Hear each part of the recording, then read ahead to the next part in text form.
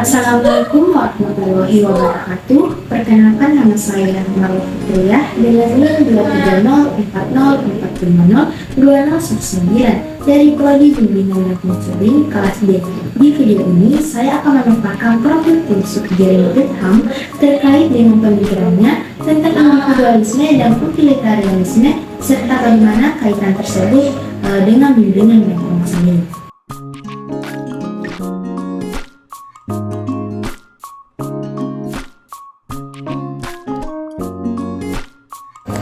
Jeremy Bentham adalah filsuf pendiri utilitarianisme asal Inggris.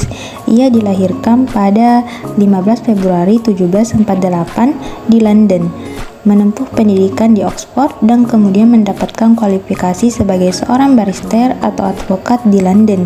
Bentham juga merupakan salah seorang filsuf empirisme dalam bidang moral dan politik. Kondisi sosial politik yang didominasi oleh berbagai praktik ketidakadilan sosial di zamannya mendorong Bentham sebagai seorang mahasiswa hukum untuk peduli pada persoalan-persoalan yang berkaitan dengan moralitas publik. Ia terinspirasi untuk menulis banyak esai yang berkaitan dengan problem etika, politik, dan hukum yang memiliki relevansi praktis. Karena memiliki pemikiran yang luas, ia dipercayakan menjadi pemimpin kelompok filsuf radikal atau psychological radicals yang menjadi ujung tombak avant-garde dari gerakan reformasi liberal di Inggris. Gerakan ini banyak menyoroti masalah-masalah seputar pendidikan, hukum tentang aktivitas seksual, praktik korupsi dalam institusi-institusi publik, penyensoran dan pemenjaraan para pelaku kejahatan alias narapidana di Inggris. Bentham sangat konsisten untuk memperjuangkan masalah-masalah hukum.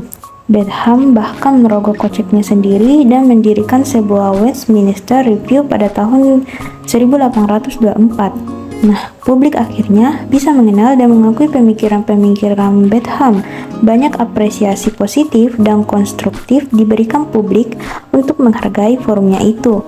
Suatu tanda bahwa pemikiran-pemikiran Bentham mulai merasuki jagat wacana dan kesadaran orang, bahkan berkembang meluas ke seantero dunia. Selanjutnya, bagaimana kaitan pemikiran Jeremy Bentham dengan bimbingan dan konseling? Jeremy Bentham memiliki pikiran membangun teori filsafat atas dasar individualisme dan utilitarianisme. Dua poin tersebut bisa kita kaitkan dengan bimbingan dan konseling. Nah, sebelum ke pembahasan poin-poin tersebut, kita harus tahu apa itu bimbingan dan konseling. Bimbingan dan konseling adalah suatu proses memberi bantuan kepada individu atau sekelompok individu untuk menyelesaikan masalah atau menggali potensi yang dimilikinya.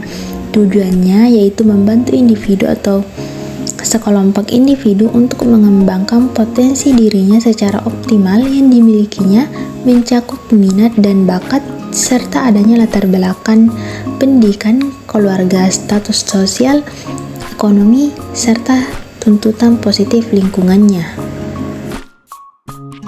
Dalam poin utilitarianisme dikatakan bahwa tindakan yang baik adalah tindakan yang menghasilkan kebahagiaan yang paling besar untuk sejumlah orang banyak.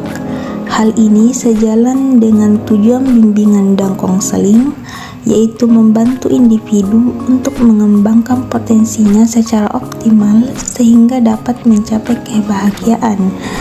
Dan dapat disimpulkan bahwa kebahagiaan setiap individu dalam hidup layak dilindungi, dipelihara, serta dilestarikan. Nah, dari sini muncul The Greatest Happiness Theory dari Bentham yang menegaskan bahwa tujuan tertinggi setiap orang dalam kehidupan ini yakni memperoleh kebahagiaan. Sedangkan poin individualisme dikatakan bahwa setiap individu berhak mendapatkan kebahagiaan, dan dapat disimpulkan bahwa prinsip bimbingan dan konseling itu berpusat pada individu atau sekelompok individu, di mana berfokus pada kebutuhan dan perkembangan individu lainnya.